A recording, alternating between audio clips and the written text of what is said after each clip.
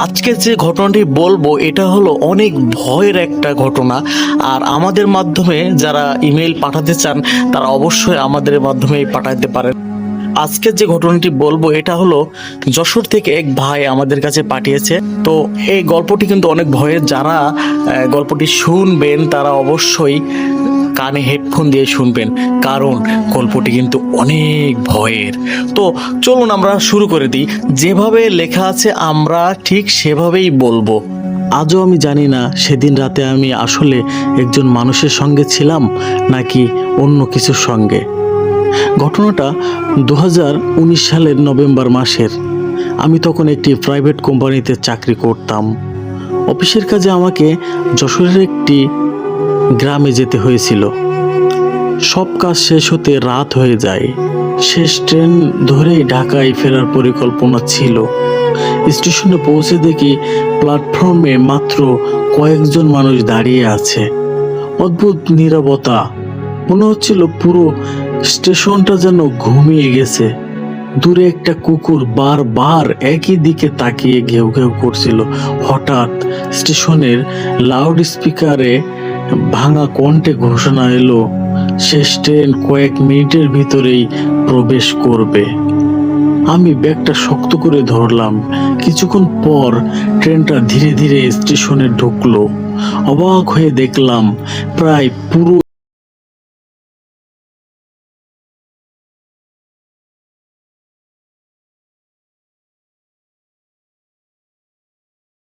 বসেছিলেন। সাদা পাঞ্জাবি, ধূসর দাড়ি, মাথায় টুপি। তিনি একবার আমার দিকে তাকিয়ে আবার জানালার দিকে তাকিয়ে রইলেন। ট্রেনটা চলতে শুরু করলো। প্রথম 10 মিনিট কিছুক্ষণ স্বাভাবিকই ছিল। তারপর হঠাৎ ট্রেনের ভেতরে লাইট একসঙ্গে সব নিভে গেল। চারপাশ অন্ধকার। মাত্র কয়েক সেকেন্ড আবার আলো জ্বলে উঠল। আমি তাকিয়ে দেখি বৃদ্ধ লোকটা আগের জায়গায় আর নাই, কিন্তু আমার ঠিক সামনের সিটে বসে আছেন।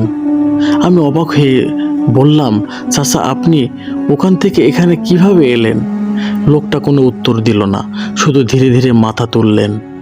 তার চোখ দুটো দেখে আমার বুকের ভেতরটা কেঁপে উঠল, কারণ তার চোখের সাদা অংশ ছিলই না, শুধু কালো, একদম গাঢ় কালো। আমি চোখের পলক ফেলতেই আবার তাকিয়ে দেখি লোকটা আর নাই, পুরো সিট খালি। ঠিক তখনই আমার কানের কাছে নিচু স্বরে কেউ বলল, পেছনে তাকাবেন না। আমার পুরো শরীরটা ঠান্ডা হয়ে গেল। আমি বুঝতে পারছিলাম না আমার সাথে কি হতে যাচ্ছে। কেউ একজন বসে আছে। আমি পেছনে তাকাইনি, কারণ কানের খুব কাছে শুনেছিলাম সেটা কোনো মানুষের কণ্ঠ ছিল না। মনে হচ্ছিল অনেক দূর থেকে ভেসে আসা একটা কথা, কিন্তু আবার একদম আমার কানের পাশেই যেন কেউ ফিসফিস করে কথা বলছে। আমার বুকের ধুকপুকুনি অনেক বেড়ে গেল, হাত পা ঠান্ডা হয়ে আসছিল। আমি সাহস করে সামনের দিকে তাকাই রইলাম। হঠাৎ কাছে নিজের ছবি দেখতে পেলাম। ওটা শুধু আমার ছবি ছিল না, আমার ঠিক পেছনে একজন দাঁড়িয়ে ছিল। লম্বা, খুব রোগা, মাথা নিচু, মুখ দেখা যাচ্ছে না। আমি ধীরে ধীরে চোখ বন্ধ করে রইলাম, আবার খুললাম। কেউ নেই, শুধু আমার নিজের ছায়া ছাড়া। আমি নিজেকে বোঝালাম হয়তো ক্লান্তির কারণে ভুল দেখছি, কিন্তু তখনই ট্রেনটা হঠাৎ জোরে ব্রেক মারলো। কিন্তু স্টেশনে কোথাও নেই, চারপাশে শুধু ঘন কুয়াশা। আমি জানালা দিয়ে বাইরে তাকালাম। দূরে একটা পুরনো সাইনবোর্ড, লেখা প্রায় মুছে গেছে, শুধু একটা শব্দ পড়া গেল, এটা হলো মহাশ্মশান। আমি অবাক হয়ে ভাবলাম এই রুটে তো কোনো স্টেশন থাকার কথা না। ঠিক তখনই বগির দরজা ধীরে ধীরে খুলে গেল। বাইরে কেউ নেই, কিন্তু মনে হচ্ছিল অনেক মানুষ একসঙ্গে ট্রেনে উঠেছে। পায়ের শব্দ, ফিসফিস আওয়াজ, শিশুর কান্না, আবারও দীর্ঘশ্বাস, কিন্তু চোখে কাউকে দেখা যাচ্ছে না। আমার পাশের খালি সিটগুলো একই রকমভাবে রয়ে গেছে, যেন অদৃশ্য কেউ এসে বসেছে। আমার নিঃশ্বাস বন্ধ হয়ে আসছিল। হঠাৎ সামনের সিটে আবার বৃদ্ধকে দেখতে পেলাম। তিনি একবার আমার দিকে তাকিয়ে মৃদু স্তরে বললেন, তুমি কেন নেমে গেলে না? আমি কাঁপা কাঁপা গলায় বললাম, কোথায় নামবো কাকা? বৃদ্ধ বললেন, এখন আর নামার সময় নাই। আমি কিছু বলার আগেই তিনি হাত তুলে আমার পেছন দিকে ইশারা করলেন। তার চোখে তখন ভয়। একজন বৃদ্ধ মানুষের চোখে এত ভয় আমি জীবনে দেখিনি। আমি আর নিজেকে সামলাতে পারলাম না। ধীরে ধীরে ঘাড় ঘুরিয়ে পেছনে তাকালাম, আর তারপর যা দেখলাম, যা দেখার জন্য আমি একদমই প্রস্তুত ছিলাম না। পুরো বগি ভর্তি মানুষ, তাদের কারোর চোখ নেই, আবার মুখও নেই, কারো শরীরে অর্ধেক অংশ নেই। সবাই একসঙ্গে আমার দিকে তাকিয়ে আছে, আর তাদের মাঝখানে একটা ছোট্ট মেয়ে, বয়স 7 থেকে 8 বছর হতে পারে। সে ধীরে ধীরে হাসলো, তারপর বলল, তুমি তো আমাদের সঙ্গে আসার কথা ছিল। আবার আমার হাত থেকে ব্যাগটা মেঝেতে পড়ে গেল। ঠিক তখনই ট্রেন সব লাইট আবার নিভে গেল। চারিদিকে শুধু ভয়ঙ্কর আওয়াজ, চারিদিকে শুধু অন্ধকার আর অসংখ্য মানুষের একসঙ্গে হাসির শব্দ। পুরো বগি তখন অন্ধকার, শুধু ট্রেনের চাকার শব্দ, ঠক ঠক ঠক ঠক। তার সঙ্গে মিশেছিল অসংখ্য মানুষের চাপা হাসি। আমি চোখ বন্ধ করে বসে রইলাম। হঠাৎ আমার ডান কাঁধে কেউ আলতো করে হাত রাখলো। হাতটা ছিল বরফের মতো ঠান্ডা। আমার পুরো শরীরটা কেঁপে উঠলো। ধীরে ধীরে আমি চোখ খুললাম, কিন্তু কেউ নেই। ঠিক তখনই বৃদ্ধ লোকটা খুব আস্তে আস্তে বললেন, কোনো কথা বলবে না, ওরা তোমার গলার শব্দ শুনতে চায়। আমি ঠোঁট কামড়ে চুপ করে বসে রইলাম। কয়েক সেকেন্ড পর বগির একদম শেষ মাথা থেকে একটা শিশুর কণ্ঠ ভেসে আসলো। শিশু বলল, মা, মা।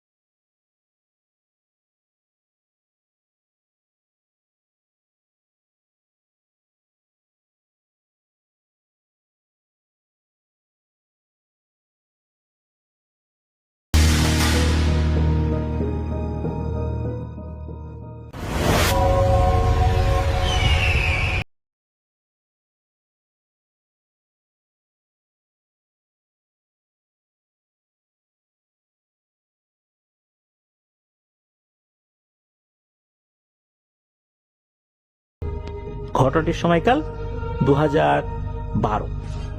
ওই সময়ে একটি অদ্ভুত ঘটনা ঘটে ওনার খালার বাসায়। আবির ভাইয়ের মায়েরা 3 বোন। ঘটনার সূত্রপাত হয় ওনার মেজো খালার বাসায়। ওনার খালার বাড়িও কুড়িগ্রামে। উনি পেশায় একজন শিক্ষিকা। ওনার যখন বড় সন্তান জন্ম নেয়, এই সন্তানটা ছিল কন্যা সন্তান, তো দরকার তো হয়েছিল একটা গৃহকর্মীর, কারণ উনি তো শিক্ষিকা, বাসায় তো বাচ্চাদের দেখাশোনা করার জন্য, তারপরে বেশ কিছু কাজ করার জন্য তো একটা মানুষের প্রয়োজন হয়, একজন সাহায্যকারী তো খুবই প্রয়োজন। দেখা যাচ্ছে যে সাহায্যকারী হিসাবে কোনো একটা মেয়েকে দরকার থাকলেও এই ধরনের ক্ষেত্রগুলোতে পুরো পরিবার কিন্তু দেখা যাচ্ছে যে মেয়েদেরকে এইভাবে দিতে চায় না। বর্তমানে কিন্তু এই ধরনের মেয়ে পাওয়া অনেক কঠিন ব্যাপার হয়ে যায়। ওনারা খুঁজতে থাকেন, খোঁজাখুঁজির একটা পর্যায়ে একটা মেয়েকে পাওয়া যায়। মেয়েটার নাম ছিল বানেসা। মেয়েটার পরিবার রাজি হয়ে যায় খালার বাসায় রাখতে। তারা দেখা গেল অনায়াসেই রাজি হয়ে গেছে, তেমন কোনো আপত্তি করেনি। এদিকে ওনারাও খুশি, যাক অবশেষে পাওয়া গেল একজনকে। মেয়েটার বাড়ি কিন্তু নাগেশ্বরী উপজেলার ভিতরবন্দ ইউনিয়নের কাশীপুর গ্রামে। মেয়েটি খালার বাসায় আসার পর বেশ কয়েকদিন ভালোই ছিল। এরপর থেকে অদ্ভুত অদ্ভুত ঘটনা ঘটত ওই বাসায়। হঠাৎ করে মেয়েটা চিৎকার করে উঠত, তারপরে কাজে কোনো মনোযোগ নাই, এখন একটা কাজ করছে, এর মধ্যে আর এক কাজ করছে। দেখা গেল রান্না চড়িয়ে দিয়ে সে ঘর ঝাড়ু দেওয়া শুরু করেছে।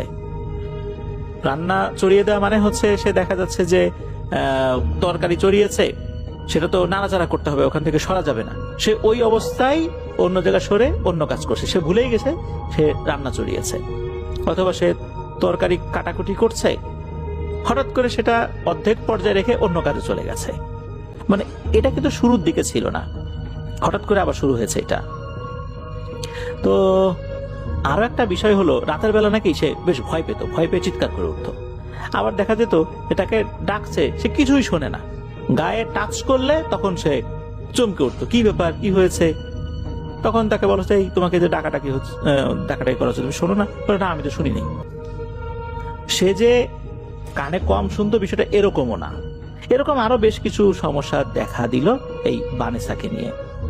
ওই সময়ে এই আবির ভাইয়ের ছোট খালা পড়াশোনার জন্য কুড়িগ্রামে অবস্থান করত। পুরো বাড়িতে সদস্য ছিল 6 জন, খালা, খালু, ছোট খালা, বানেসা, নানি অর্থাৎ এই যে আবির ভাইয়ের নানি, আর এই যে খালাতো বোন যে আর কি। তো ছোট খালা কিন্তু ওই যে বললাম তো, উনি সবসময় থাকতেন না। মূলত এই যে এই বাচ্চাকে দেখাশোনা করার জন্যই বানেসাকে রাখা হয়েছিল। ঘটনার দিন নানি এবং মেজো খালা বাজার করতে বাজারে গিয়েছেন। সময় তখন হবে বিকাল 4টা থেকে 5টার মধ্যে।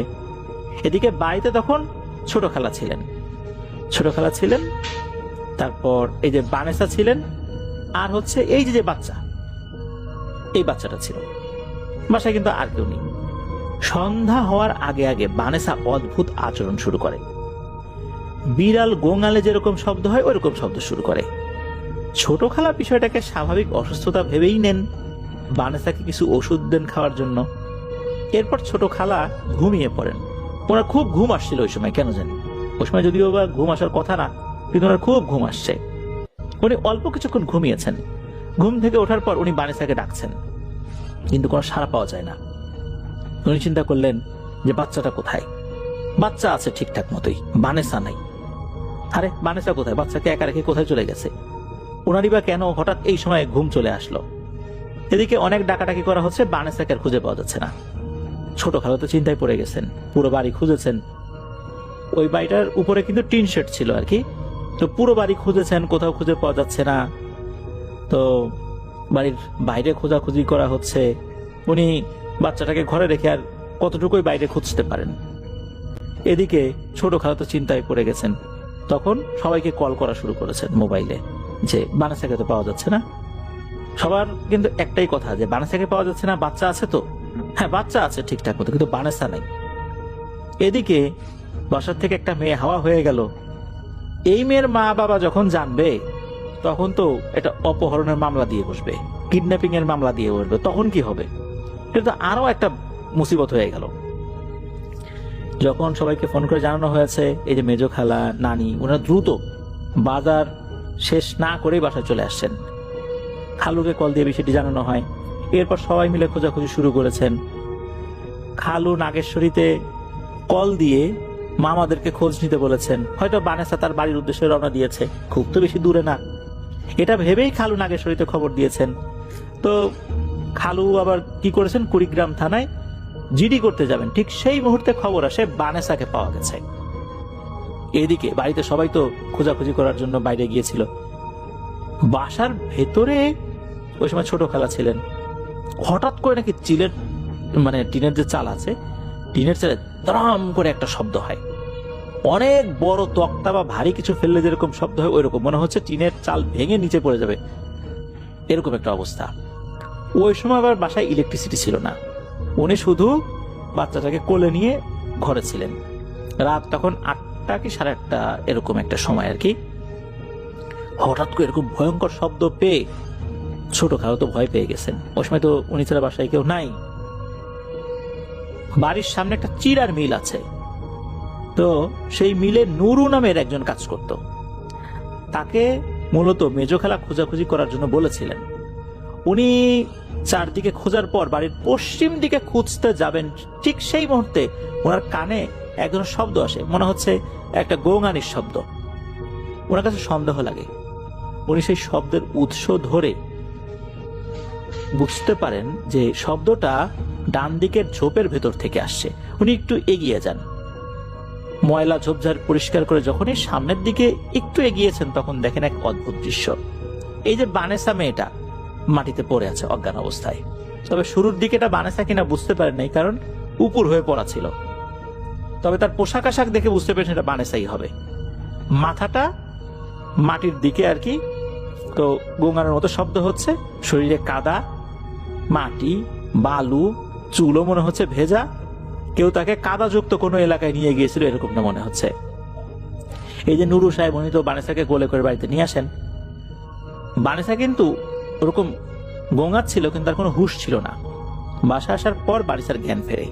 সে অদ্ভুত আচরণ করা শুরু করে, জিন ভর করলে যেরকম আচরণ করে ঠিক সেই রকম। এসব দেখে কাছাকাছি থাকা এক কবিরাজকে ডেকে আনা হয়। কবিরাজ আসার পর সেই জিনকে হাজির করেন এবং জিজ্ঞাসাবাদ শুরু হয়ে যায়। জিন বলে, আমি তো বানেসাকে আমার রাজ্যে নিয়ে গেছিলাম, আমি পরিকল্পনা করছি যে ওকে আমার সাথেই রাখবো, কিন্তু আমার নিজেদের সমস্যা আবার একে এখানে ফেলে দিয়ে গেছি। তখন সবাই বুঝতে পারে যে ছোট খালা যে ধরাম করে শব্দটা শুনছেন, এটা মূলত ওই বানেসাকে ফেলার শব্দ। ওখানে ফেলার পর বানেসা গড়াগড়ি খেতে খেতে চলে গেছে ওই ঝোপের দিকে। তো ওই কবিরা জিজ্ঞেস করে, কি কোথায় ধরছিস, কতদিন ধরে ওর সাথে আছিস? জিন বলে যে রামখানা দিঘির পারে আমি ওকে ধরেছি, ছোটবেলা থেকেই আছি ওর সাথে। এই রামখানা হচ্ছে নাগেশ্বরী উপজেলার একটা ইউনিয়ন। দিঘির পার বলতে রামখানা বাজার বোঝানো হয়েছে আর কি। ওই রামখানা বাজারে একটা বড় দিঘি আছে নাকি। সবাই রামখানা দিঘির পার বললেই চেনে, এমনটাই জানিয়েছেন আবির ভাই। তো অনেক কষ্টে ওই কবিরাজ বানেসার কাছ থেকে ওই জিনটাকে তাড়াতে সক্ষম হন।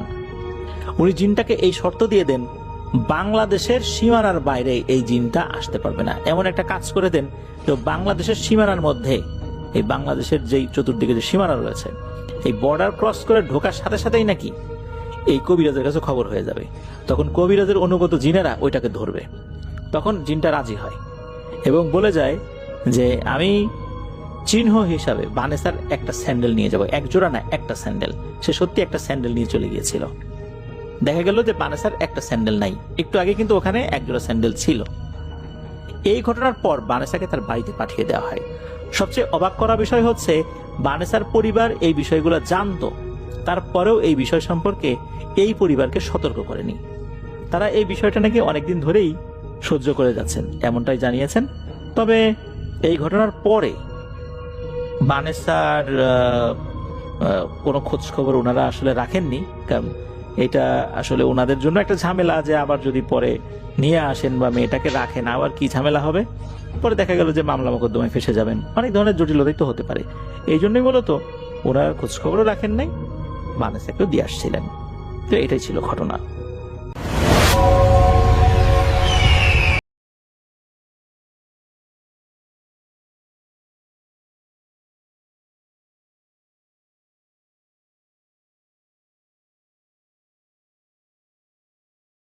কে তিনি রিকোয়েস্ট করেছেন আমি যেন ঘটনাটা আমার মতো করে আপনাদের কাছে প্রেজেন্ট করি। আমি চলে যাব হুসাইন আহমেদের ঘটনায়। অনেক আগের কথা, 2010 সাল, অনেক আগেই হবে, 16 বছর হয়ে গেছে। সেই সময়ে হুসাইন আহমেদের বাবা তিনি চাকরি করতেন ময়মনসিংহ সদরের কোনো একটা জায়গায়, আর তাদের বসবাস ছিল এমন একটা জায়গায় যে জায়গাটা এখন অনেক ডেভেলপড হয়েছে। তিনি সঙ্গত কারণে নামটা বলতে চাচ্ছেন না, বাট তখন ওই সময় ওইটা আন্ডার ডেভেলপড অবস্থায় ছিল। মানে ওই জায়গাটা কেবল ঘর বাড়ি করা হচ্ছিল, নদের অনেক কাছাকাছি, ব্রহ্মপুত্র যে নদ আছে সেটার অনেক কাছাকাছি একটা জায়গা। ওই বাসার আশেপাশের যে জায়গাটা, সেখান থেকে বেশ খানিকটা হেঁটে গেলেই বেশ ফাঁকা জায়গা ছিল, একেবারে খোলা মাঠ, নদের পাড়ে। তিনি লিখেছেন যে ওই জায়গায় বেশ বড় প্রান্তর, জায়গায় জায়গায় ঘাস, উঁচু উঁচু ঘাস হয়েছে এবং একপাশে বিশাল গাছগাছালির সারি, এবং হেঁটে গেলে ওই জায়গায় মানে বাড়িঘর, নতুন বাড়িঘর পেতে গেলে অনেক দূর যাওয়া লাগে। এরকম একটা খোলা জায়গা ছিল তাদের বাসার কাছাকাছি, আর তাদের যেই জায়গায় বাসা ছিল সেখানে আরো বাড়ি তৈরি হচ্ছিল। তো তারা যে বাসাটায় থাকতেন সেটি ছিল একটা সেমি পাকা বিল্ডিং। সেমি পাকা বিল্ডিং বলতে মানে এটা পাকা বাড়িঘর, বাট ওটা ছাদটা ছিল চৌচলা টিনের, বেশ সুন্দর দেখতে। এবং এটা দুই পাশে দুইটা ইউনিট ছিল, মানে এই পাশে একটা ছোট্ট ইউনিট 2 বেডরুমের, ওই পাশে আরেকটা ছোট্ট ইউনিট 2 বেডরুমের, এবং ডানে বামে আর কি বিল্ডিং, মানে ঢুকলেই গেট দিয়ে ঢুকলেই ডানে বামে দুই পাশে 2টা ইউনিট। তো এরকম আরো কিছু বাসা কাছাকাছি তৈরি হচ্ছিল, বেশ বেশ দূর, মানে একটার থেকে একটা দূরত্ব অনেক বেশি। আর এর মাঝখানে কিন্তু গাছপালা আছে, বেশ রাতের বেলা নির্জন হয়ে যায়। তো হুসাইনরা যেই পাশটাতে থাকতেন, ডান দিকের পাশটাতে, এবং তার অপোজিটের যেই ফ্ল্যাটটা আর কি পাশে, সেইখানে আরেকটা ফ্যামিলি থাকতো, এবং সেই ফ্যামিলির আরেকটা ছেলে ছিল। হুসাইন ছদ্মনাম ব্যবহার করেছেন এখানে, বলেছেন তার নাম ছিল হামজা। হামজা হুসাইনের বয়সী, এবং দুজনেই কিন্তু মাদ্রাসায় পড়তো। তো হুসাইনকে যে মাদ্রাসায় ভর্তি করা হয়, হামজাকেও সেই মাদ্রাসাতেই দেওয়া হয়েছিল, তার বাবা মা সেখানেই দিয়েছিলেন। এবং তারা কথা বলতে বলতে বেশ বন্ধু হয়ে ওঠেন, যেহেতু পাশাপাশি বাসা, তাদের মধ্যে গল্প গুজব সবকিছু ওখানেই চলে। বাসায় থেকে পড়াশোনা করতেন মাদ্রাসাতে হুসাইন, তো সুতরাং যাওয়া আসা হতো। একই অবস্থা ছিল হামজারও। তো তারা মোটামুটি অবসরের সময় একসাথে কাটাতেন, গল্প গুজব করে সময় পার করতেন, আড্ডা দিতেন। এবং সুযোগ পেলে যেটা হতো, হামজা হুসাইনকে বলতে এদিকে এদিকে বলে ডেকে নিয়ে যেত। তো বাসার পেছন দিয়ে যে চলার রাস্তা, এক চিলতে এরকম রাস্তা সরু বের হয়ে গেছে গাছপালার পাশ দিয়ে, এটা একেবারে নদের পাশ দিয়ে গেছে। বেশ খানিকটা গেলেই খোলা জায়গা, মানে এই জায়গায় দাঁড়ালে ওই পাশে দেখা যায় অনেকটা, ওই পাশেও খোলা জায়গা, ওই পাশে বড় বড় কিছু বাড়ি আছে নদের ওই পাশে, বড় বড় বাড়ি বা এরকম মানুষজন চলাফেরা করে পার্কের মতো আছে। হ্যাঁ, বাট সেগুলো মানে দেখা যাচ্ছে বিকেলের পর অনেকটাই ফিকে হয়ে যায়। আর এই পাশে যেহেতু খোলা মাঠ, বিশাল খোলা মাঠ, এখানে মাঠের মধ্যে কুয়াশা ঢেকে যায় যখন নাকি, মানে এমনকি সামারেও, মানে গরমের সিজনেও সেখানে একটা কুয়াশার মতো ভেসে বেড়ায়। তো ওই জায়গায় হামজা নিয়ে যেত ডেকে ডেকে হুসাইনকে, এবং দুইজনে ওখানে খেলাধুলা করতো, ঘোরাফেরা করতো। তো এই ঘটনা হুসাইনের মা একদিন দেখে খুব রাগ করে হুসাইনকে, একদম মানে ধমক দেয়, খবরদার ওখানে যাবি না। আর হামজাকেও বকা দেয় যে তুমি কেন ওখানে যাবে, তোমার বাবা মাকে বলে দিব, হুসাইনকেও নিবা না, হ্যাঁ এটা ঠিক না, ও তোমরা ওখানে কেন যাও, একলা একলা, কেউ নাই, কত দূর পর্যন্ত জায়গা, এবং সেই জায়গায় খোলা জায়গার মধ্যে দূরে দেখা যেত তাল গাছ দাঁড়ায় আছে কয়েকটা, দেখলেই ভয় লাগে অন্যরকম। আর হুসাইনের আম্মা হুসাইনকে বলতো ওইখানে গেলে কিন্তু ভূত আছে, ভূতে একদম ধরে নিয়ে যাবে, তাল গাছে থাকে, এগুলো বলতো আর কি। তো হুসাইনের বয়স যখন কম, 10 বছর বয়সে এতটা গায়ে মাখতো না, শুনতো মায়ের কথা, তার খুব কিউরিয়াসিটি রাখতো। তো তার মা তাকে সবসময় এই কথাগুলো বলতো, এবং তার মাকে নাকি তাদের যে মাদ্রাসার হুজুরও বলছিল যে ছেলে পেলে যেহেতু এখানে পড়াশোনা করে, ওদেরকে শয়তান সহজে ডিরেইল করতে চায়, মাদ্রাসা যেহেতু পড়ে ওদেরকে মানে পড়ার থেকে দূরে সরায় নিতে চায়। তো সুতরাং একটু দেখে রাখবেন ছেলেকে, হ্যাঁ এটা কিন্তু নিয়ম, এটা বলছেন আর কি। সেই হুজুরও বলে দিয়েছিলেন হুসাইনের আম্মাকে। তো উনি ওইভাবেই দেখে রাখার চেষ্টা করতেন। তো হামজার বাবা মাকেও বলছিলেন যে ও যেহেতু পড়ে মাদ্রাসায়, এরকম যেতে দিয়েন না, কে আর বিকালে হেঁটে ওরা কই যায়। তো তারপরও তারা দুই বন্ধু কিন্তু যেত, হেঁটে হেঁটে বেরোতো, এবং ঘুরতে ঘুরতে ঠিক ওই জায়গায় যেত, মাঠের ওইখানে। এরকম হাঁটতে হাঁটতে যখন তারা যেত, তাদের মধ্যে একটা প্রতিযোগিতাই তৈরি হয়ে গেছিল কত দূর যাওয়া এবং দূরে কি আছে। বাচ্চাদের কিউরিয়াসিটি বেশি থাকে, তো তাদের কিউরিয়াসিটি ছিল বেশি যে কত দূরে কি আছে। তো সবসময় তারা একটা মার্ক সেট করতো যে আজকে এই পর্যন্ত যাব। মাঠটা কিন্তু হিউজ, মানে সেই সময় ওই জায়গাটার মধ্যে কেউই থাকতো না, মানে ঘাস, উঁচু উঁচু ঘাস হয়ে গেছিল, এবং দূরে দেখা যেত কিছু জায়গায় ফসল চাষ হয়েছে, সেটা অনেক দূরে এখানে দেখলে, এবং গাছপালা আছে বেশ। তারা ওখানে যে প্রতিদিন প্রায় যখনই যেত আর কি, সুযোগ পেত, লুকায় লুকায় যেত, এখন তো বাপ মাকে বলতো না, লুকায় গিয়ে মার্ক সেট করতো যে আজকে অমুক জায়গায় যাব। তো এর মাঝে তারা সেট করে ফেলছিল একটা জায়গা দূরের, তারা আস্তে আস্তে একটা জায়গায় এসে বলছে এর পর দিন ওখানে যাবো। ওখানে মনে উঁচু একটা পাড় এবং পাড়ে কয়েকটা তাল গাছ আছে, এরকম উঁচু উঁচু তাল গাছ, আর কয়েকটা গাছ বাঁকা হয়ে ওই জায়গায় বাঁকা হয়ে আছে, দূর থেকে দেখছে তারা। তো তারা সেট করছে ওখানে যাবে। তো ঠিক আছে, এরকম একদিন তারা এরকম বাসার থেকে বের হয়ে চলতে চলতে হামজা তাকে নিয়ে চলে গেল ওইখানে। তো দুইজনে গেছে এবং হাঁটতে হাঁটতে এত দূর চলে আসছে, মাঠ পার হয়ে তারা বুঝতে পারেনি এতটা দূরত্ব। এইখান থেকে তাদের ওই যে যেখান থেকে তারা আসছে ওই জায়গাটা দেখা যাচ্ছে নদীর পাড়ে, ওই জায়গায় মনে হচ্ছে একদম কুয়াশার মতো, কারণ এই মাঝখানে তো বলছি যে কুয়াশার মতো জমে গেছে, নদীর পাড়টা দেখে বোঝাও যাচ্ছে না, এত দূর এসে পড়ছে তারা। এখনো সামনে দেখা যাচ্ছে ডোবাটা ওইখানে। তো তখন হুসাইন বলতেছে, হুসাইনের মনে একটু ভয় লাগতেছে, কারণ বিকেলবেলা তো, বিকেলটা পড়ে আসতেছে, তখন আলো কমে যাচ্ছে। তো সেই হামজাকে বলে যে কিরে বেটা, তোর কথা শুনে এত দূর এরকম আসলাম, তুই এত দূর দেখি কমেই না। তা হামজা বলছে আরে আয়, কোনো ব্যাপার না, আয় চল। তো দুইজনে মিলে এক পর্যায়ে যে পৌঁছাইছে, তো খুব হাঁপাই গেছে দুইজন। তো তাদের মধ্যে কোনো একটা ব্যাপার নিয়ে দুইজনের কথা কাটাকাটি শুরু হয়েছে। যেখানে তারা পৌঁছাইছে ওই জায়গাটা কেমন সেটা বলি আগে। সেই জায়গাটা হলো একটা ডোবা, এটা ঠিক পুকুর না, এখানে মনে হচ্ছে যে একটা গর্ত এরকম নিচের দিকে চলে গেছে, মাটি উঠায় নিছে কেউ, কিন্তু ওইখানে কোনো পানি জমে নাই বা কিছু না, মানে শুকনো একটা জায়গা গর্তের মতো। এরকম গর্ত কিন্তু অনেক জায়গায় থাকে, হ্যাঁ, যেমন আমাদের মনে হয় চারুকলাতে এরকম একটা গর্ত আছে বিশাল এরকম নিচে, তো ওরকম একটা জায়গা। এবং চারিপাশে ওই যে গাছ দেখছিল বাঁকায় বাঁকায় আছে, গাছগুলো এরকম বাঁকায় আছে, এই পাশে তাল গাছ দাঁড়ায় আছে দুইটা। কেমন জানি মানে জায়গাটা নির্জন এবং গাছ গাছালির দিকে তাকাইলেই কেমন জানি লাগে। তো এখানে পৌঁছায় দুজনের মধ্যে কোনো কারণে কোনো একটা বিষয়ে কথা কাটাকাটি হয়, একটু মনোমালিন্য হয়ে যায় দুজনের। তো এই পর্যায়ে তারপর দুজনে একবারে মানে অনেকটা ধাক্কাধাক্কিও করে ফেলে দুজনের সাথে। ধাক্কাধাক্কির পর্যায়ে তখন হামজার সাথে তর্কে, তো হুসাইন বলতেছে আচ্ছা তুই যা, তোর সাথে তোর চেহারা আমি দেখতে চাই না। তো হামজাও বলতেছে যে আমার চেহারা দেখা লাগবে না। এই সেই দুইজনের মধ্যে তর্ক বিতর্কে হামজা জোরে হাঁটা দেয়, বলে তুই যাবি না, বলে না। তো সে চুপচাপ বসে থাকে রাগে জিদে, মানে খুব জিদ করছিল হুসাইন কোনো কারণে, মানে সে লিখছে যে এই জিদটা কোত্থেকে আসছিল তার মধ্যে সে নিজেই জানে না।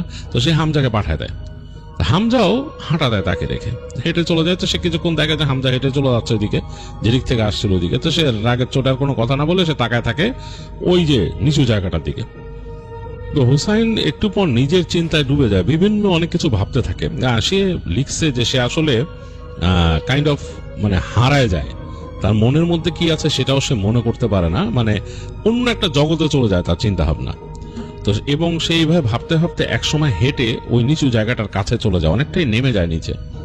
তো নেমে গিয়ে দেখতেছে উপরে পাড়টা আরো ভয়ঙ্কর লাগতেছে, কারণ সে যতটুকু নামছে এখন কিন্তু তার মাথার উপরে, মানে তার মাথার লেভেলও হচ্ছে ওইটার মানে ল্যান্ডিংটা আর কি। সে যেখানে দাঁড়ায় আছে সেখান থেকে তার মাথার লেভেল হচ্ছে ল্যান্ডিংটা, গ্রাউন্ডটা। এবং তার কাছে কেন জানি মনে হচ্ছে যে ওই পাশে বাঁকা বাঁকা গাছগুলো তার দিকে তাকায় আছে, এগুলার জীবন আছে এরকম লাগা শুরু করলো তার কাছে। কেন জানি তার কাছে মনে হলো ওই তাল গাছের উপরে কিছু তাকে দেখতেছে বসে বসে। এটা তার কাছে কেন জানি মনে হলো যে হি ইজ বিং ওয়াচড, মনে হচ্ছে তার দিকে কেউ তাকায় আছে। তো তার ভয় লাগা শুরু করলো এবং চারিদিক নীরব। সে যখন একটু সেন্সে ফিরলো তখন, মানে তার এই যে সে হারাই গেছিল, অন্য মনস্ক হয়ে গেছিল, সেখান থেকে যখন তার সেন্সে ফিরলো তখন তার কাছে মনে হলো যে মানে আমি এটা কি করতেছি, কারণ তখন বেলা পড়ে গেছে এবং দূরে কোথাও আজান দিচ্ছে, সেটা সামান্য একটু অংশ আজানের দুই একটা ছোট ছোট শব্দ এসে কানে লাগতেছে, মানে এত দূরে এসে পড়ছে এটার আশেপাশে মসজিদের শব্দ বা মাইকের শব্দ এত আসতেছে না, হালকা ভাবে আজানের শব্দ কানে আসতেছে তার।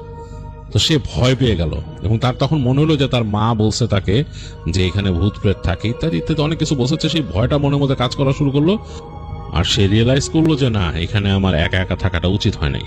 তো হুসাইন তাড়াতাড়ি উপরে উঠে আসলো, মানে একদম পাড়ে উঠে আসলো। উঠে এসে সে দেখতেছে চারিপাশটা কেমন নির্জন লাগতেছে এবং সামনে যে হেঁটে যাওয়ার যে রাস্তাটা সেই জায়গাটাও একবার আধার ঘনায় আসায় কেমন যেন ধোঁয়াটে হয়ে গেছে এবং দূরে সে দেখতেছে যে মানে এক কোমর সমান, তার এক কোমর সমান কুয়াশার মতো ছেয়ে গেছে ওই মাঠের মধ্যে, ঘাস আছে ওখানে। তো তার বুক ধুক ধুক ধুক ধুক করতেছিল ভয়ে যে সে মানে হাঁটা দিবে কিনা ওদিকে, এখন হাঁটতে তো হবেই, যেতে হবে, সে হাঁটবে। এরকম সময় সে হঠাৎ করে তার পেছনে ডাক শুনলো তার নাম ধরে, হুসাইন। তো নাম মানে তার নাম ধরে ডাক শুনে তার সারা শরীর জমে গেল এক সেকেন্ডের জন্য, কে তাকে ডাকতেছে এই নির্জনতার মধ্যে, কারণ এখানে কোনো মানুষজন নাই। তারপর সে কণ্ঠটা তো খুব পরিচিত, সে তাকায় দেখতেছে যে হামজা তাকে ডাকতেছে পেছন থেকে।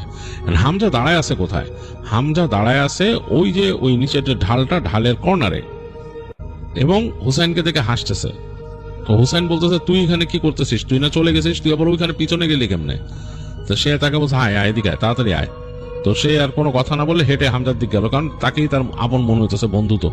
তো কাছে গেল, দেখলো যে হামজা ওই ঢালের মধ্যে দাঁড়ায়, কিন্তু ঢাল বেয়ে বেয়ে হাঁটতেছে, ঢালের পাহাড় ধরে হাঁটতেছে। সে বলতে কই যাইতেছিস, তুই তো উল্টা রাস্তায় যাইতেছিস। হামজার এসে বলতেছে বাড়ি যাবো না, বাসায় যাবো না, মানে বাসাতে এইদিকে। হামজা বলতেছে তুই আয় আয় আয়, ভয় পাইছস, তুই ভয় পাইছস না, ভয় পেয়ে আমার মনে করছস। তো বল না তোরে কেন মনে করুম, মানে তখন হুসাইন মানে একটু নিজের কাছে নিজেই হয়ে যাচ্ছে, আসলে সে ভয় পাইছে। তো সে বলছে আমি তো তোর ভয় পেয়ে তোরে মনে করুম কিনলে, এনে একলা বসেছিলাম কেমন যেন লাগতেছিল।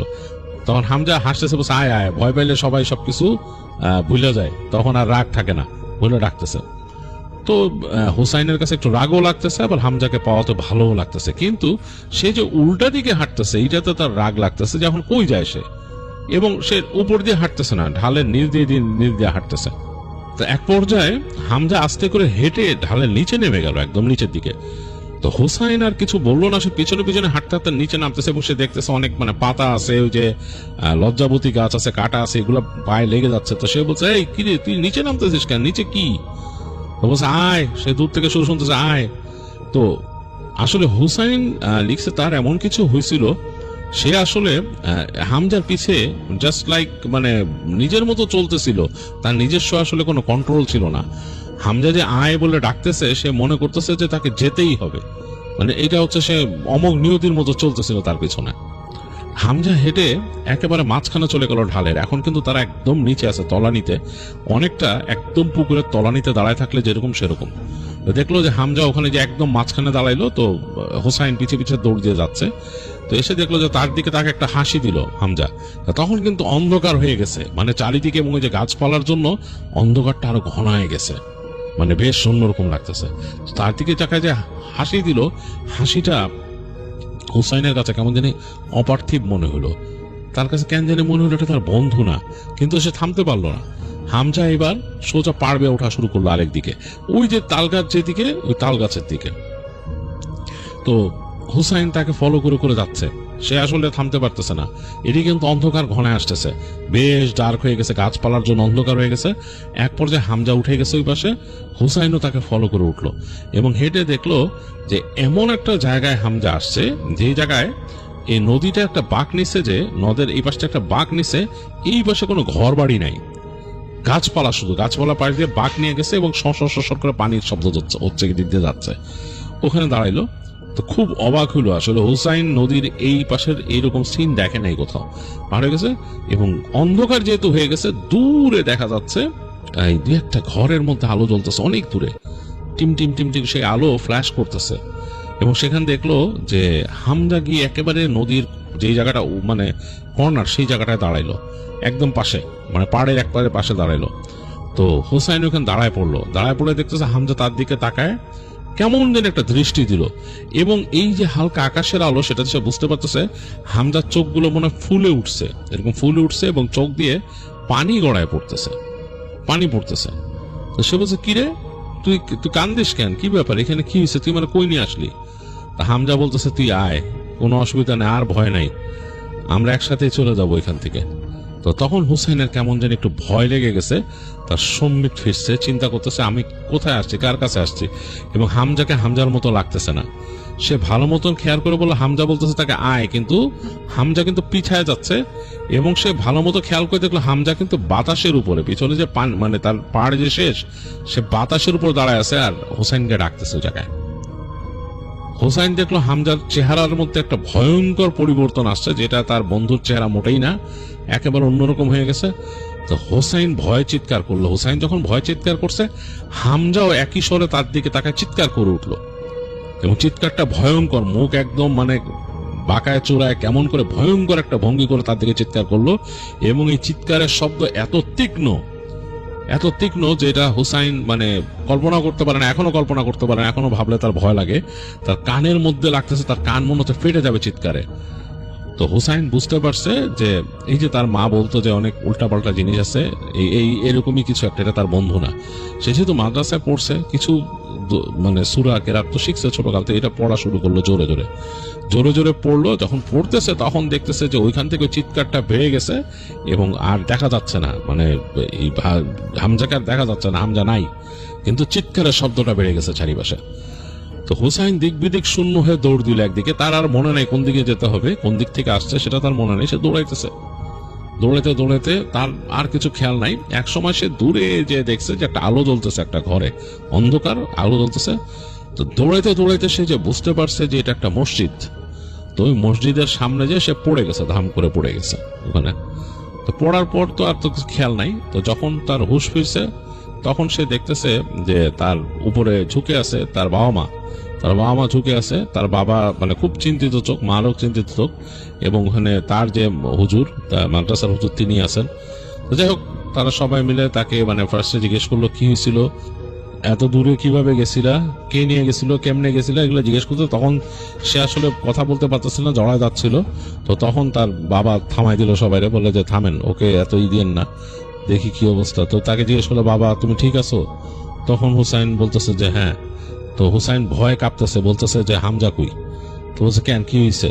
তো তখন হুসাইন তার বাপকে বলতেছে, তো শুনতেছে বাকি সবাই কিভাবে কি হয়েছিল। তো শোনার পর তার আম্মা ওই বাসটা বলছে আমি আগেই না করছিলাম যাইতে। তখন তার বাবা আবার থামাই দিল তার মারে, যখন থামো।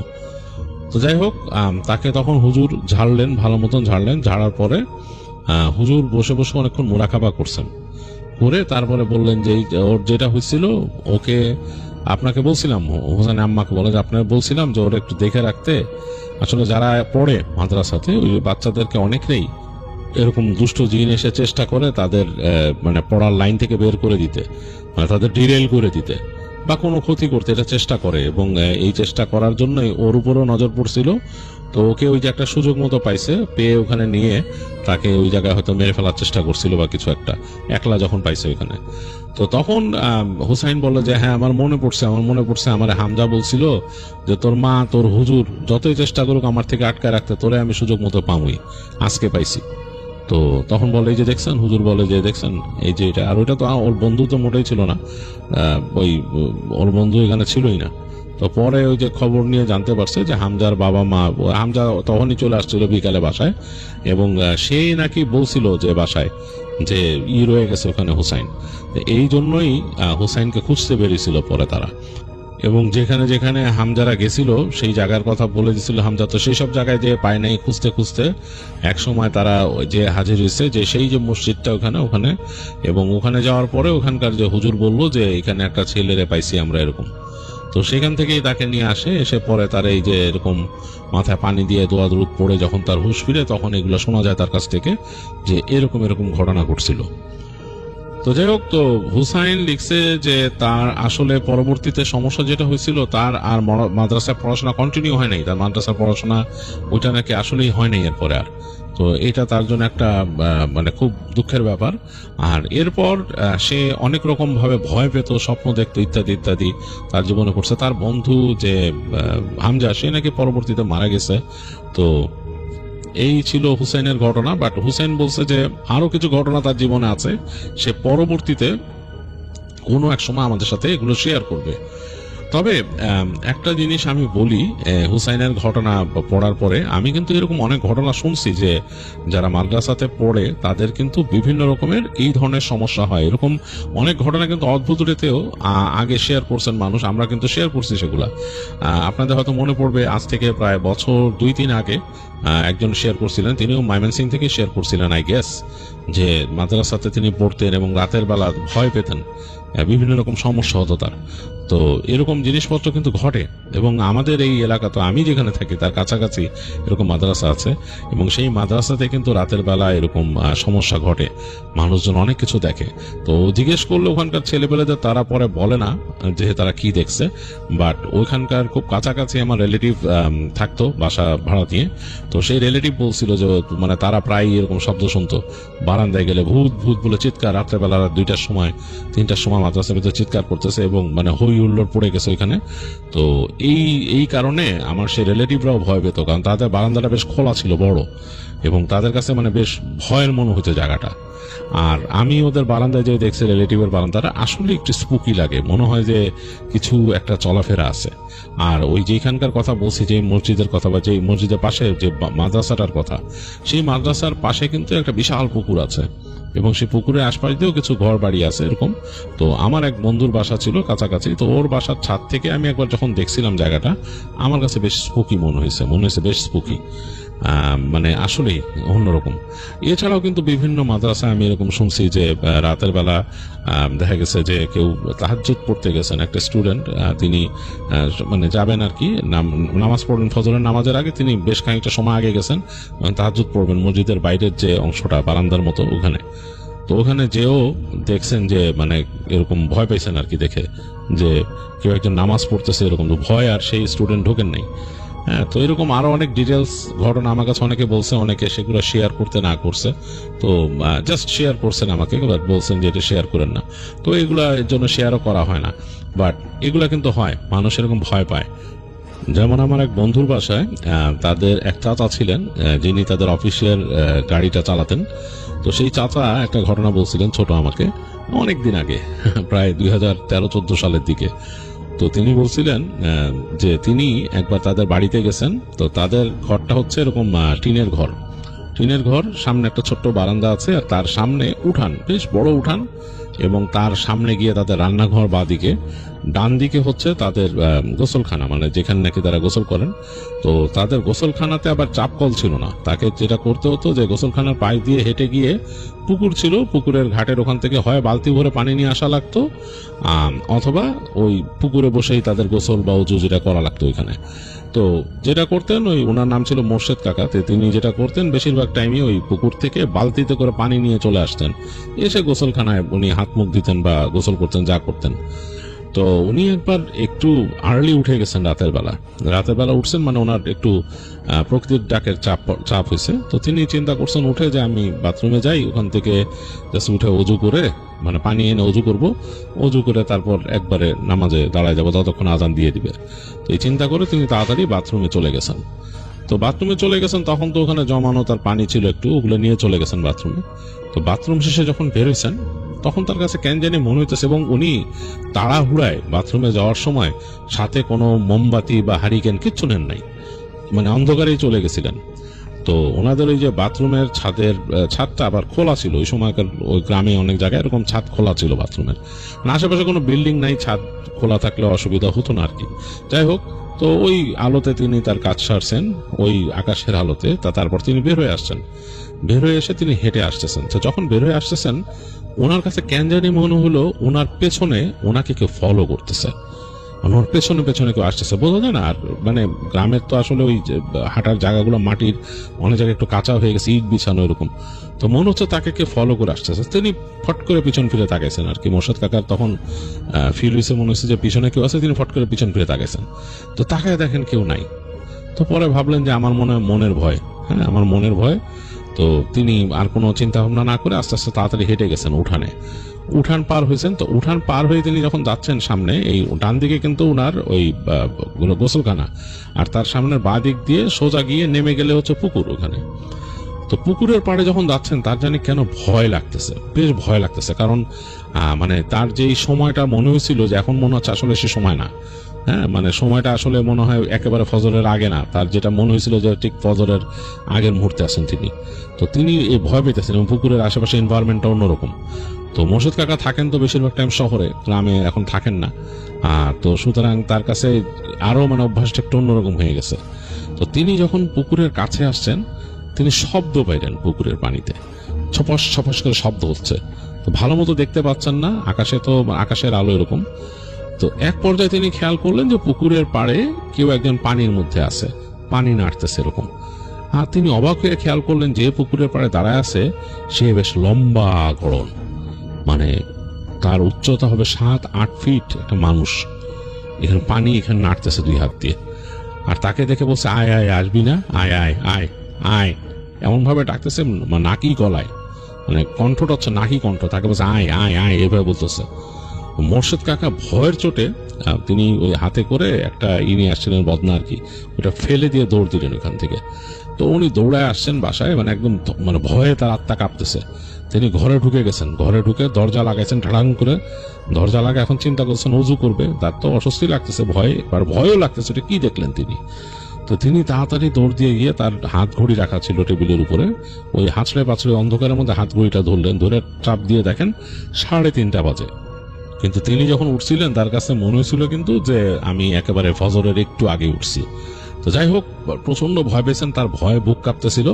তো তিনি তাড়াতাড়ি ওই যে তার ঘরের মধ্যে একটা বালতিতে আবার পানি ছিল, তো সেই পানি নিয়ে, ওই পানি আগে উঠায় রাখতো তার স্ত্রী, তো তিনি সেই বালতির থেকে পানি নিয়ে তিনি দরজা খুললেন না, বা একেবারে তার ঘরের যে দরজাটা খুলে সামনে বারান্দার কাছে দাঁড়ায় তিনি অজু করলেন। আর ওনার চোখ ছিল সবসময় হচ্ছে ওই মূল দরজার দিকে, ওই বাইরে যেখান থেকে পুকুর পাড় থেকে আসছে, সারা শরীর ওনার গায়ে কাটা দিয়েছিল। এবং যেহেতু বয়স হয়েছে উনি কাউকে ডাকেন নাই আর, যাই হোক ওখানে অজু করছেন। তো অজু করার পর জানি কেন তার সাহসটা বেড়ে গেছে, এটা মোর্শেদ কাকাই বলছে, তার সাহসটা অনেক বেড়ে গেছে। তার কাছে মনে হলো যে তিনি এখন পবিত্র। তিনি খুব ভয় পেয়েছিলেন পুকুর পাড়ে দাঁড়ায়, কারণ তিনি নিজেকে অপবিত্র বুঝতে পারতেছিলেন যে কোনো সময় তাকে খারাপ কিছু করতে পারে ওই খারাপ জিনিস। অজু করার পর তার কাছে মনে হয়েছে তিনি পবিত্র, এবং তিনি দোয়া দুরুদ পড়লেন তখন। তো উনি নাকি তখন শুনতেছিলেন যে দূর থেকে তাকে কেউ কটাক্ষ করতেছে। তো তার কাছে মনে হয়েছে যে শুনে যে তাকে এরকম ভাবে বলছে, মানে জিনিসটা খুব ক্লিয়ার না, মোর্শেদ কাকার মনে হয়েছে তাকে বলছে আজকে বেঁচে গেলি, অজু করে ফেলা বেঁচে গেলি। তো ওনাকে এটা বলছে অজু করে ফেলা বেঁচে গেলি। তো উনি তাড়াতাড়ি ওখান থেকে এসে দরজা বন্ধ করে দিয়ে ঘরে ঢুকে লাইট জ্বালায় দিলেন। লাইট জ্বালায় দিয়ে তিনি মানে বসে আছেন যে ফজর আজান কখন পড়বে। তো তার স্ত্রী উঠে বলতেছে যে কি ব্যাপার, তুমি কি শুরু করলে, এরকম বাতিটাতে আগে জ্বালাই দিছে সে। তো তিনি আর কোনো কথা বলেন নাই। তো এই স্ত্রীর সাথে কথা বলতে বলতে আজান দিয়ে দিছে। তো তারপর তিনি ফজরের নামাজ পড়লেন। নামাজ পড়ে যখন বের হইছেন, মানে ফজরে আজান হয়েছে, নামাজ পড়ছে, নামাজ পড়ে বের হইছেন, এখন তার কাছে মনে হইতেছে যে তার উঠানে খুব সুন্দর বাতাস, নির্মল বাতাস, এক ফোঁটা তার কাছে নাকি আর ভয় লাগে নাই। উনি বলছিলেন, মোর্শেদ কাকা বলছিলেন যে আসলে গ্রামে কেন, উনি শহরের কথা বলছিলেন। মোর্শেদ কাকা আবার এইসব ব্যাপারে খুব বিশ্বাস করতেন, গল্পও বলতেন। তো বলছিলেন যে গ্রামে বা শহরে যেখানে যান 3:30 খুব খারাপ সময়। হ্যাঁ, উনি বলতেন যে আঙ্কেল এই রাতের বেলা আপনারা চলাফেরা করেন ঠিক না, আমি তো কত কিছু এরকম ফিল করি। মোর্শেদ কাকা বলছিলেন যে উনি এরকম রাতের বেলা গাড়ি নিয়ে আসতেছেন, তাকে কুকুর ঘিরে ফেলছে, মানে এমন ঘিরে ফেলছে শহরেরই একটা বিজি জায়গায়, হ্যাঁ বিজি জায়গায়, মানে শহরের মানে যে মানে জায়গাটার নাম আমি বলতে চাচ্ছি না, খুব মানে আমার তো খুবই নোন জায়গা, সেখান থেকে উনি গাড়ি নিয়ে আসতেছিলেন। তো ওনাকে কুকুর ঘিরে ফেলছে যেটার কোনো কারণই নাই। ওখানে হয়তো মানে হায়েস্ট 2-4টা মানে রাস্তার কুকুর থাকতে পারে, কিন্তু ওই দিন 10-12টা কুকুর তার গাড়িকে ঘিরে ফেলছিল। তো এবং উনি এগোতে পারতেছেন না, মানে উনি এগোলে গাড়িটা ওনার কুকুরকে চাপা দিয়ে যেতে হবে এরকম। তো কুকুরগুলো এমন ঘেউ ঘেউ করতেছিল মানে বলার মতো না। ওনার কাছে মনে হইতেছিল যে মানে কঠিন একটা অবস্থা। তো ওই দিন উনি মনে করতে পারছেন যে ওনাকে ওনার অফিসিয়াল কাজে একজনকে ড্রপ করে দিতে হয়েছিল। তো যেই মানুষটাকে তিনি ড্রপ করে দিয়েছিলেন সেই মানুষটাকে তার কাছে মনে হয় নাই যে খুব পিওর একজন মানুষ, কেমন জানি মনে হয়েছিল। তো উনি ওই লোকটাকে ড্রপ করে আসার পর থেকেই তার মনের মধ্যে কেমন করতেছিল, এবং রাত হয়ে গেছিল ওই দিন, ওই রাতের ওই সময়টাতেই প্রচন্ড ভাবে তাকে কুকুর ঘিরে ধরছে, ওই জায়গায় ঘেউ ঘেউ করতেছিল এবং প্রচন্ড ভাবে। তো উনি মানে গাড়ি এগোতেই পারতেছিলেন না, মনে হইতেছিল যে তার মানে গাড়ির উপরে কিছু একটা বসে আছে, ওইটার দিকে কুকুরগুলা ঘেউ ঘেউ করতেছে। তো মোর্শেদ কাকা তখন ওই কোনো মতে আস্তে আস্তে চালাইতে চালাইতে ওখানে যে মসজিদ আছে, মসজিদের কাছে যখন আসছেন, মানে খুবই অবাক করা কাণ্ড যে কুকুরগুলো আস্তে আস্তে সরে গেছে ওখান থেকে, মানে তার মানে গাড়ির আশপাশ থেকে আর নাই, চলে গেছে ওখান থেকে। তো তিনি নাকি ওই গাড়ি থেকে যখন নামছেন তার মনে হইতেছিল যে আসলেই কিছু একটা তার গাড়ির আশেপাশে ছিল। তো ওই দিন উনি ভয় পেয়ে তাড়াতাড়ি ওই মসজিদে ঢুকে যান, ঢুকে যে মসজিদ অজুখানার থেকে অজু করেন, তারপর মসজিদ থেকে 2 রাকাত নফল নামাজ পড়ে ওখান থেকে বের হন। তো এরপর যখন বের হয়ে আসছেন তখন আর তার কাছে কোনো ভয়ই লাগতেছিল না। মানে ভয়টা চলে গেছে একদম। এবং গাড়ির কাছে আসছেন, খুব হালকা মনে হইতেছিল, এবং উনি গাড়ি স্টার্ট দিয়ে যখন চলে আসছেন খুব নর্মাল, কোনো কুকুর চিৎকার করে না, কোনো কুকুরও আসে না আশেপাশে। তো মোর্শেদ কাকা বলছিল যে এই শহর বা গ্রাম যেখানেই যান আঙ্কেল, রাতের বেলা মানে গভীরে তো অনেক কিছু চলাচল করে, অনেক কিছু এরকম দেখা যায়। আমরা তো জীবনে গ্রামের মানুষ দেখছি, আবার শহরেও অনেক কিছু এরকম দেখছি, অনেক কিছু হয়েছে এরকম, মানে যেটা আসলে ভাষায় বোঝানোর মতো না। এরকম উনি দেখছেন যে উনি রাতের বেলা যেখানে ওই গাড়ি রাখতেন অফিসের ওইখানে, বিল্ডিংটা অনেক পুরনো ছিল। তো বিল্ডিংটা যখন উনি পার্ক করে ঢুকাইতেন, মানে গাড়িটা পার্ক করে ঢুকাইতেন বিল্ডিং এর ভিতরে, সাইডে রাখতেন, পাশে একটা প্যাসেজ ছিল, অনেক পুরনো প্যাসেজ, মানে ওই বিল্ডিংটা হয়তো 60-এর দশকে তৈরি। হ্যাঁ, তো ওই পাশে ওই প্যাসেজ ধরে মনে হতো যে মাঝে মাঝে চিৎকার দিত কে, মানে দুষ্টুমি করে যেরকম মানুষ সেরকম দুষ্টুমি করতো। তো উনি অনেকবার চিন্তা করছেন যে এখানে ওই কোনো বাসার ছেলে পেলে দুষ্টুমি করে, এখানে চিৎকার চেঁচামেচি করে। তো একদিন উনি খুব কিউরিয়াস হয়ে হেঁটে গেছিলেন, গাড়ি রেখে আস্তে করে হেঁটে গেছিলেন, প্যাসেজের মধ্যে ঢুকে এই মাত্র শুনছেন উনি এখান থেকে চিৎকার করছে, করে শব্দ করছে, তার সামনে বিভিন্ন রকমের শব্দ করছে। একটা মানুষও নাই, ওই যে পাশের যে ফ্ল্যাটটাতে মানুষ থাকে সব ঘুমে বেঘোর, দরজা জানলা বন্ধ, মানে তাদের জানলা বন্ধ, একটা আলো নাই, লাইট নাই, কিচ্ছু নাই। সে বাসার পিছনে যে দেখছে খা খা করতেছে, বাসার পিছনে একটা পেয়ারা গাছ ছিল অনেক পুরনো, এবং কোনাটা দেখে প্রচন্ড তার কেন জানি ভয় লেগে উঠছে। মোর্শেদ কাকা পরে শুনছিলেন ওই বাড়ির যে কেয়ারটেকার আছে, ওই কেয়ারটেকারের কাছে, যে ওই পেয়ারা গাছে নাকি কে একটা মানে প্রাণ দিছিল আর কি, গলার মধ্যে বাঁচায় ওখানে প্রাণ দিছিল ওই জায়গায়। তো ওই জায়গাটা নাকি এমনি ভয় পায় বাড়ির মানুষজন। তো ওইটা শোনার পর থেকে মোর্শেদ কাকার মানে গা ছমছম করতো। এরপরেও তিনি অনেকবার শুনছেন ওখানে হই হুল্লোড়ের শব্দ, সাউন্ড করতেছে, এবং খুবই আজব মনে হতো যে একটা মেয়ে সাউন্ড করতেছে। তো তিনি কিন্তু শুনছেন যে ওখানে যে পেয়ারা গাছে যে গেছিল একটা মেয়ে ছিল। হ্যাঁ, তো ওই বাড়িরই মানে কোন একটা গৃহ কর্মী এইরকম প্রাণ দিয়েছিল। তো এরপরে ওইখানে এই জিনিসটা নাকি এরকম শুনে, অনেকে শুনে নাকি এরকম নিচে মনে হয় হই হুল্লোড় হচ্ছে, খেলাধুলা করে। যাই হোক, এই মোর্শেদ কাকারও দু একটা ঘটনা, এগুলো আসলে খুব স্ক্যাটার্ড ভাবে ছিল, খুব গোছানো ছিল না। আজকে এই ঘটনার মানে ধারাবাহিকতায় যে ঘটনাটা শেয়ার করলাম, সেটা ধারাবাহিকতায় আপনাদের সাথে শেয়ার করে ফেললাম। তো এরকম ঘটনা মাঝে মাঝে আসে, অনেকের কাছ থেকে টুকিটাকি শোনা হয়। তো এরকম ঘটনাগুলো কোনো একদিন আবারও কোনো ঘটনার ধারাবাহিকতায় এরকম ছোটখাটো ঘটনাগুলো বলে দিব আপনাদেরকে।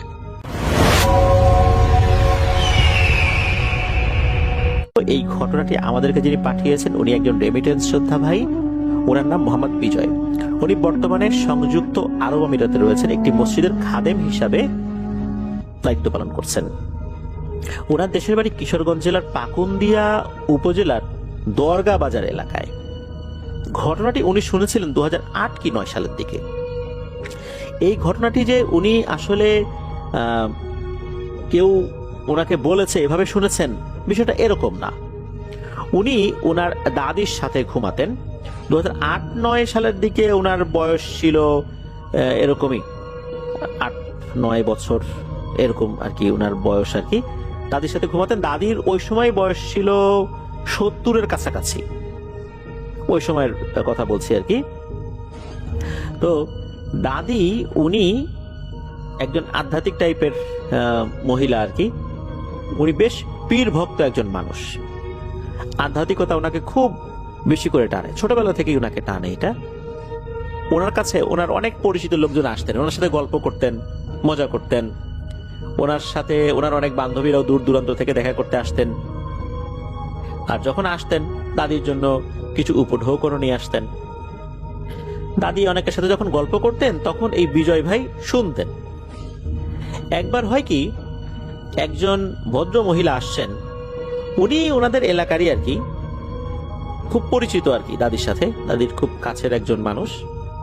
গল্প করছেন। ওই সময় আবার বিজয় ভাই ঘরের ভেতরে বিছানার উপর শুয়ে আছেন। উনি শুনছেন যে কি হচ্ছে, কি গল্প করছে। তো ওই ভদ্র মহিলা দাদিকে বলছেন যে ও বুঝি আমার কোমরে না প্রচন্ড ব্যথা, এত ব্যথা আমি কাজ কাম তো করতেই পারি না, বিছানায় একবার শুলে উঠতে পারি না, এপাশ ওপাশ করতে পারি না, অনেক ধরনের জরুরি কাজকর্ম আমার বন্ধ হয়ে যাওয়ার উপক্রম হয়েছে। এই ব্যথার কি সমাধান করা যায়? তুমি তো এরকম কাজ অনেক করছো, আমার একটা সমাধান করে দাও না। এই কথা শোনার পর দাদি একটি বিষয় বলেন। আর সেটি মূলত এই বিজয় ভাই শুনেছিলেন। দাদি গল্প করেন যে ওনার বয়স যখন 40-এর কাছাকাছি তখন একটি ঘটনা ঘটেছিল। দাদি ওই সময়ে উনি কয়েকটা কাজ করতেন, সেটা হচ্ছে যে ওনার আর একজন বান্ধবী ছিল যার নাম হচ্ছে রহিমা।